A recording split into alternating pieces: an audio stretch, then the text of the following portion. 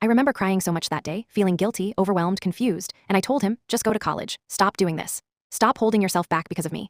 I think that's the moment something inside him broke because he didn't argue. He didn't try to convince me. He just left, and for 4 years, nothing. No calls, no messages, no contact. But even then, I couldn't move on. I tried talking to other people, tried imagining a life without him. But every time someone got close, something felt wrong, like I didn't belong there, like I had been shaped in a way that didn't fit anywhere else. Then, when I was in my final year, he came back. But not to me, to my father, and asked for my hand in marriage. My father agreed, without even asking me. I was angry, confused, hurt.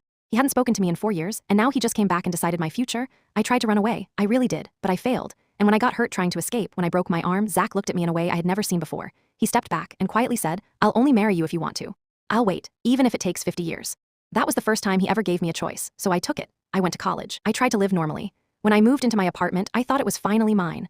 My space, my life, my decisions. What I didn't know was that my parents had given Zach a spare key.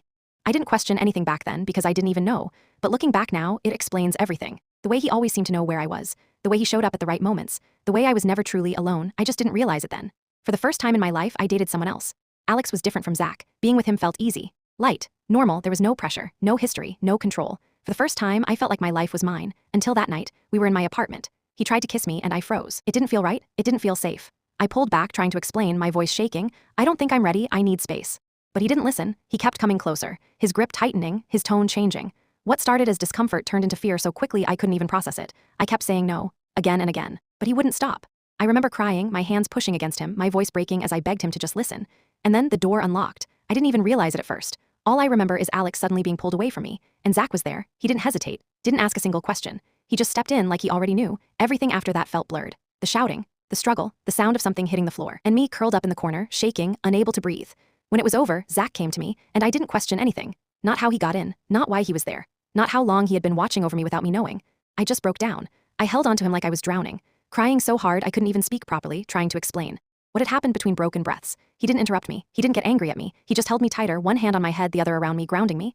"You're okay," he kept whispering softly.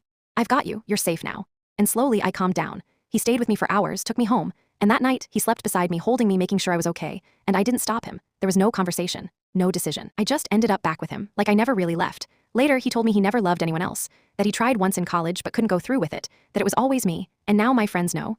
They've been calling me nonstop, telling me to leave him, to run away, that he's obsessed, that this isn't normal, that it isn't healthy, and maybe they're right. But when I think about a life without him, it doesn't feel real, so I don't know if this is love or if this is something I was shaped into.